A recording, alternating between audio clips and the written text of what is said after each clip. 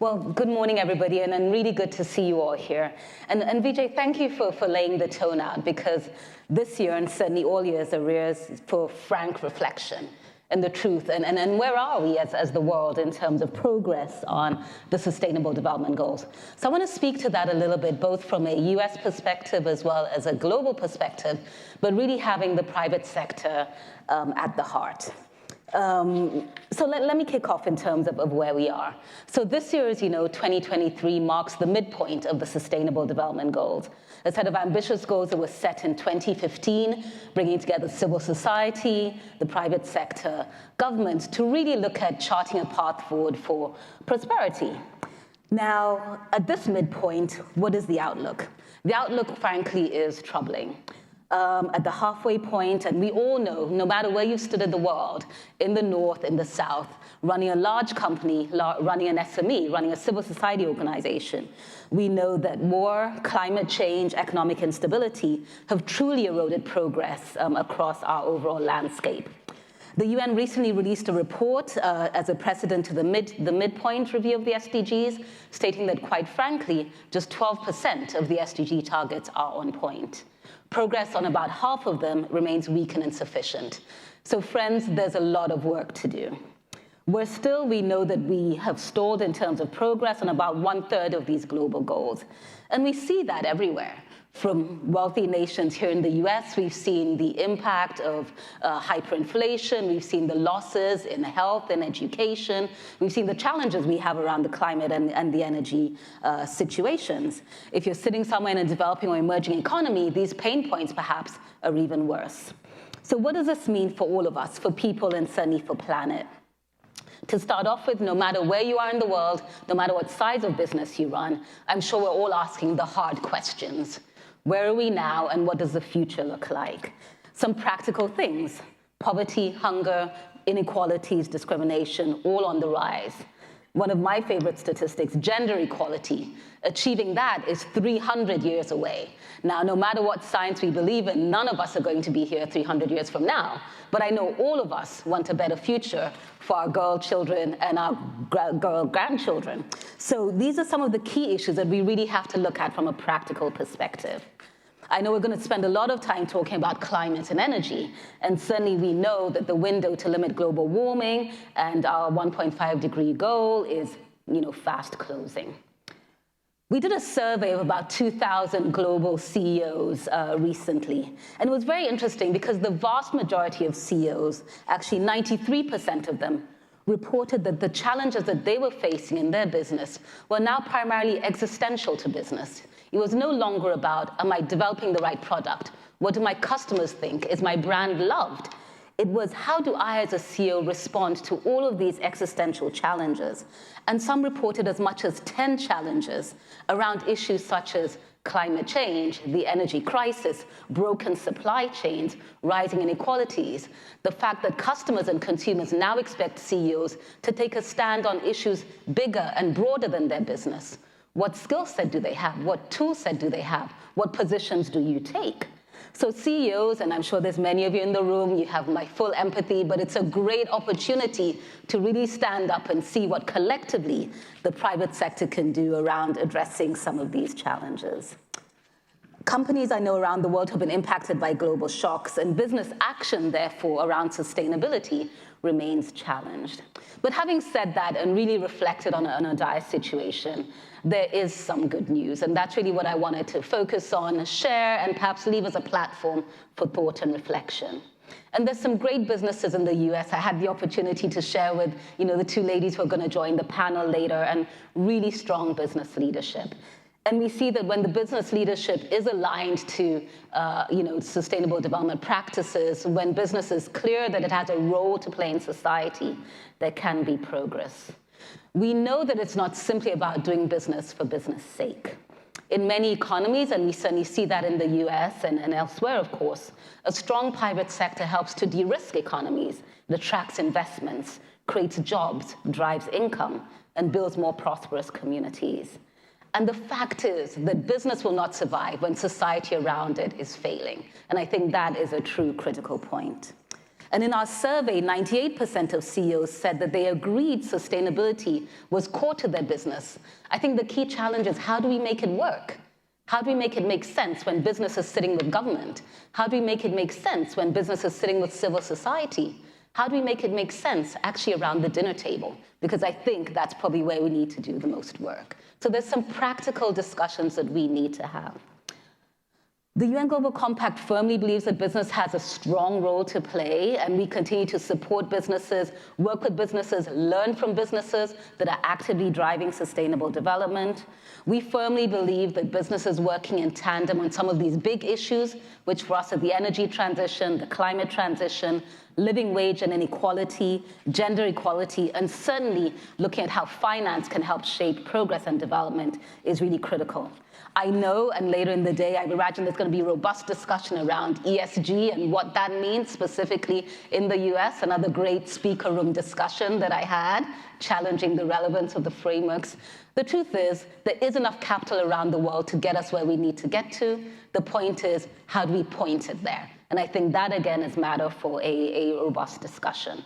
So no time to waste. I've pointed, I think, to what is a gloom and doom situation for where we are right now, but hopefully I've pointed to where the prospects lie and where the opportunities lie for business.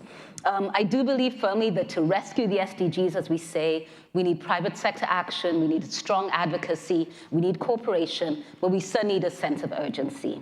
So calling on all of you to join us on this journey, and that really applies to business, to civil society, certainly to governments, because we truly need that enabling environment for business to thrive. So thank you very much, and I look forward to hearing from the panelists. Thank you, Sandra. Please, have a seat. Okay. I'll invite our fellow panelists to join us. Am I on the panel? Yes, of course. We want to make sure you have an opportunity to answer the questions, as is the Economist promise to my audience. No speeches without a challenge. Sure. So you'll get the first question. Let me introduce our wonderful panelists. To my far left, Gail Schuller, Senior Vice President and Chief Sustainability Officer at 3M, and Michelle Petron, Senior Director, Global Sustainability Policy at Microsoft. Give them a welcome for joining us on stage and adding their wisdom to our conversation. So let me start, as promised, to the audience with a question for our speaker. You gave us a couple of provocations, among other things. You talked about CEOs facing existential challenges, which I think they often feel that. But 98% feel that sustainability is core. It seems to me, there must be a way to bridge those two things. Sustainability is as important as they say it is, and yet we see behavior that's very divergent among companies, right? So how do you do it? Really, that's what we're here to talk about. Roll up our sleeves. We're here to talk about implementation, to go beyond some of the platitudes. In my opinion, if 98% of people in a group agree on something, we're probably asking the wrong question, right? There's probably a better question we should ask about how are you going to implement sustainability, which I know is where you go next with what you're saying. You talked about how capital is plentiful, but maybe the direction travel is unclear. So could you tell us, what is the principal obstacle that you see? You've laid out a positive vision of where you want to go, but what's the big challenge that you see? There are many, but what's the biggest? What's the biggest challenge? I think the biggest challenge that you say, we know where we need to go. The question is, how do we get there?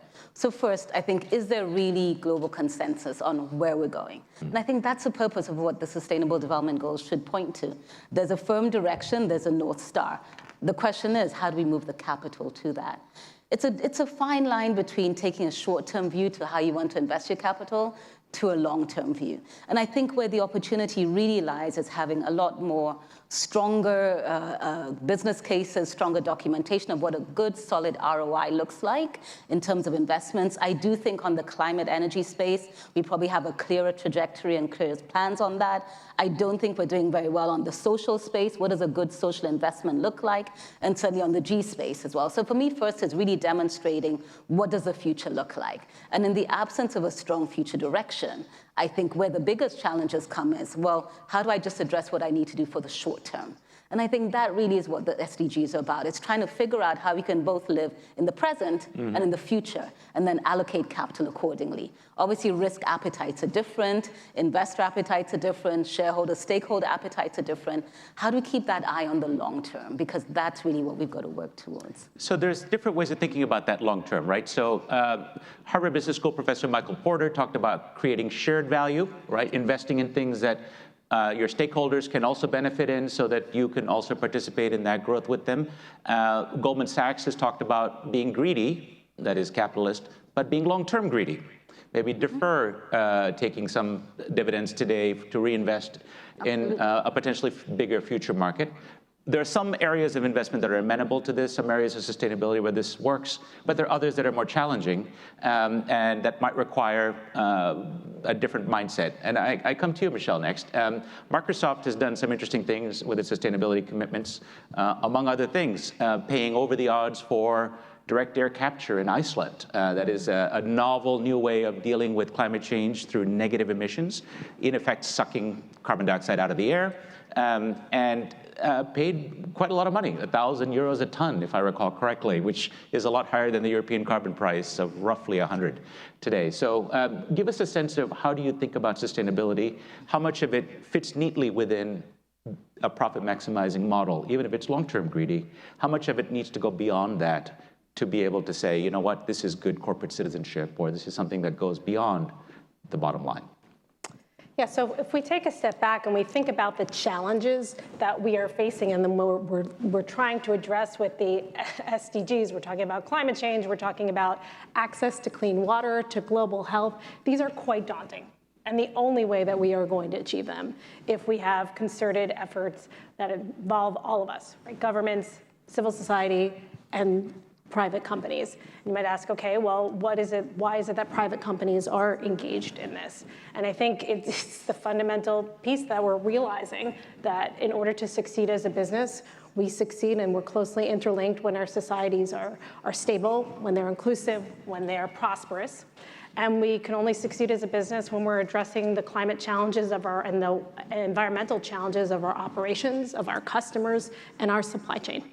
Right, so that is why Microsoft, we have set these targets, and we're hard at work over the last 3 years to hit our 2030 targets to be carbon negative, including all of the efforts we're doing to reduce our carbon footprint across our supply chain and across our operations, but also removing carbon that we can't reduce, the efforts that we're taking on to be water positive and replenishing water, more water than we're using in water-stressed areas, to be net zero waste, and to protect as much land or more land than we use. But there's other efforts that we're focused on as well across the SDGs, right? To upskill the workforce of the future and to expand digital skilling opportunities, to increase internet connectivity around the world. I mean, this is kind of why we've been focused on these issues.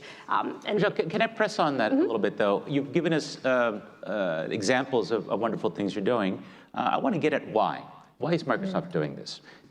What is the reason to do it? Is it part of that longer-term profit maximization? Do you see a business case?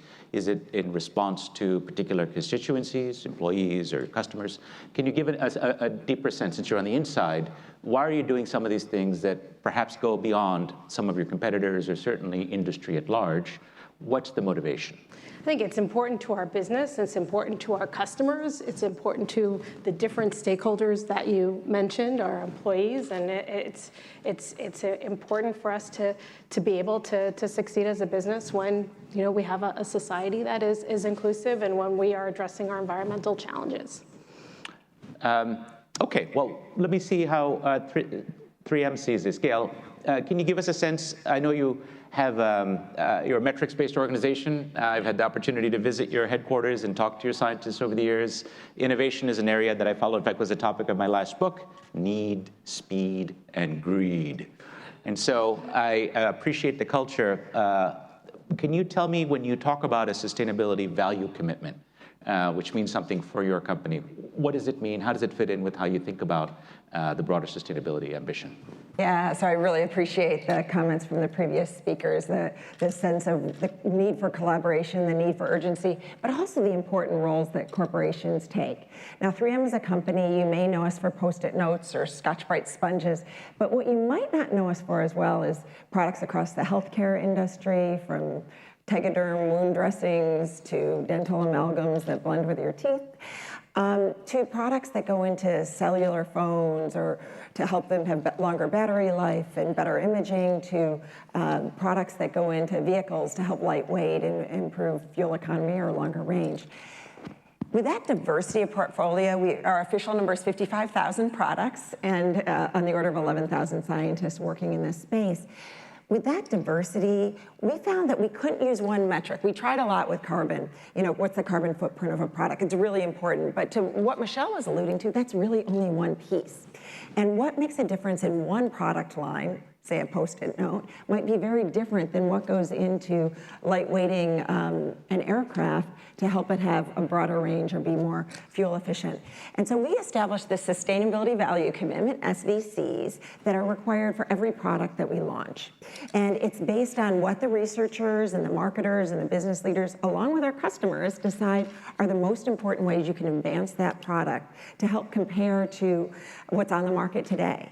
And so every new product, 100%, that we launch must have a sustainability value commitment, and they're different based on what that product is from one to another. It's a fascinating case. So, you know, we have roofing granules that look the same as protecting your roof today or 20 years ago, but now they pull smog out of the air or reflect IR so that they're reducing the effect of urban heat islands. Those are just a couple examples, but really diversity across the portfolio. Are you finding your customers are willing to pay a green premium for these products that have advantages, or is it now sort of just a market advantage? You have to offer it at the same price to beat out the competition? Yeah, that's an interesting question. And when we brought forward the sustainability value commitments the first time, that's what we heard from our teams. They're not going to pay more. And my advice is, you have to assume that they won't. You have to jump forward with that innovation. You have to find ways to do it in new different ways. I will tell you that sometimes on an individual product basis, it does save enough in the overall ecosystem. Sometimes you don't look at, in our case, what an adhesive does. You know, so you might pay more for an adhesive that's going to hold together your Ford F-150 pickup truck, when the value proposition is it allows you to make it out of aluminum or plastic materials that give you the fuel economy that you couldn't with steel when you had to weld it.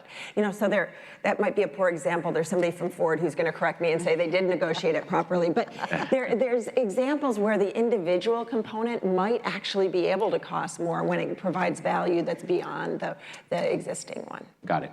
Let's go to our audience. Let's get a couple of questions for our experts on sustainability and the SDGs. Collect your thoughts. There's a hand up in the front row. Again, please identify yourself and make it a question. Thank you very much, Harrison Ungar from the Intentional Endowments Network. Wonderful panel. It seems from your observations and your astute that the main challenges is really an incentive and coordination problem in implementation of the SDGs and the various incentives within that. And we found that historically most change doesn't happen until there's an economic incentive for it. So my question is, how might we better align or standardize the incentives economically across the globe and across industry to promote the SDGs in their implementation and adoption? Thank you. Thank you. Maybe Sandra, you want to take that incentive? I'd love to see a coordinated global carbon tax for a start, or a carbon pricing mechanism that's agreed. But I know, I live in a la-la land that Heather and I live in as economists. But go on. What do you think? Absolutely. I think, there's a couple of things. Coordination, urgency, incentives for me are really critical. And then, just reflecting on the goals and, the 17 of them, at the heart of it, sitting at it from the UN perspective, there's also 193 governments or member states that we're trying to move along. So for sure, that element on coordination, on really understanding what is urgent is really critical. There's a framework with which I'd like to sort of view the goals at and really zero in on where we see the investments are. looking at the sort of sequence of the goals, the first 5 or so are really developmental focused, health, education, et cetera. Those are probably the unfinished business, things that governments really need to pick up and reigniting a sense around the global public good. There's a set of goals in the middle where we have climate, we have energy, we have infrastructure, we have decent work.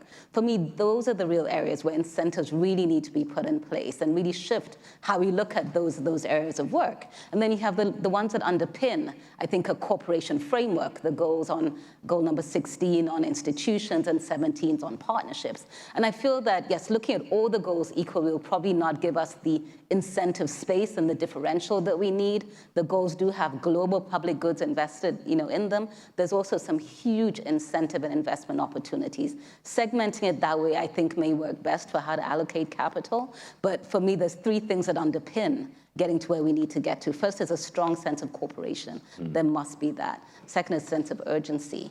But I think, and missing from this, I haven't mentioned this enough, is just transparency and accountability on the commitments that we make from the government level and from the private sector level, because without that, then we're not really clear where it is that we're headed. A quick follow-on.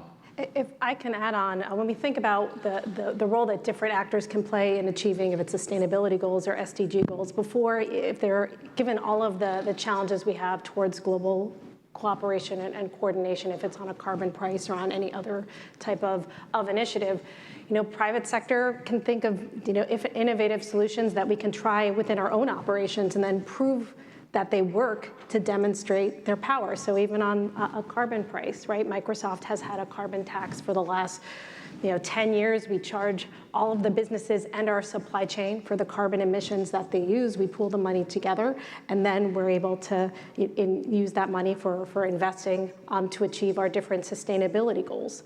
Right? Another example of that is technology. How can we use technology to accelerate progress on the SDGs and on other societal goals, working with partners?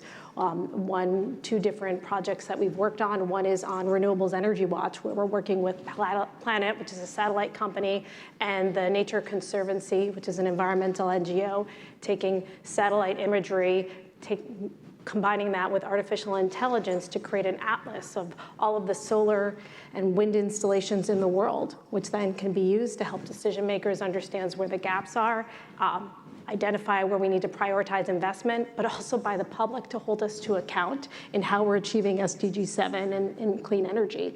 There's a whole bunch of other use cases for technology. So when you think of the role that different actors can play, there's the technical expertise, there's the on-the-ground know-how, and the different levers, if it's the chemical levers of 3M and the industrial levers of 3M and their know-how, the technology, other companies have distributions, networks they can utilize and leverage to be able to achieve.